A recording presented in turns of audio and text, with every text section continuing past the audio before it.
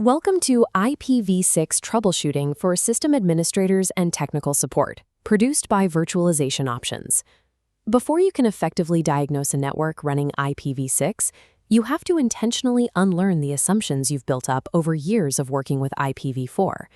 This comparison highlights the shift, moving from a single IPv4 address to a stack of concurrent IPv6 addresses. This stack includes a link local address, alongside global unicast and temporary privacy addresses. In IPv4, multiple addresses suggest a conflict. Here, it's the intended default. IPv6 operates without NAT and replaces broadcast traffic with multicast. Because these protocols function side by side, diagnosing a connection failure requires looking past simple connectivity to the specific behaviors and diagnostic flags of the IPv6 stack. Most production networks run both protocols simultaneously. This dual-stack reality means an apparently working connection might actually be silently failing on the IPv6 side. Browsers use the Happy Eyeballs protocol to manage this. They prefer IPv6, but if that path is broken, the browser races it against IPv4 and falls back after a 250 millisecond delay. The page still loads, but every connection incurs a latency penalty. To find the root cause, we have to look at how devices discover each other. ARP is obsolete in IPv6, replaced by the Neighbor Discovery Protocol, or NDP, which relies on targeted multicast groups instead of network-wide broadcasts.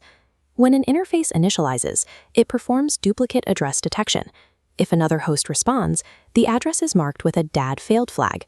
You will find this flag in your interface output, rather than seeing a hard connection drop. In a dual-stack world, network engineers must look for these specific latency penalties and interface flags to spot underlying failures that don't manifest as a total outage. Routing has also shifted. Unlike IPv4 DHCP leases, hosts rely on periodic router advertisements to maintain their default gateway. If those pulses are blocked, the host silently loses its default route. This creates a specific failure mode. Small packets like pings succeed, but large file transfers or SSH sessions hang indefinitely after the initial handshake.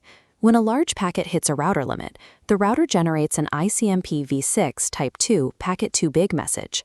If a firewall blocks that return message, the origin server waits infinitely, causing path MTU discovery to fail. Consider your standard IPv4 firewall template. What happens to these critical negotiation messages if you copy over a rule to drop all ICMP traffic?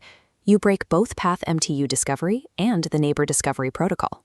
ICMP v6 types 1 through 3 and 133 through 137 are mandatory for basic network function. Later in this series, we will examine the specific edge cases that cause silent drops, from NAT64 translation pools exhausting to mobile devices rotating temporary IPs for privacy and VPN clients leaking IPv6 traffic outside the secure tunnel.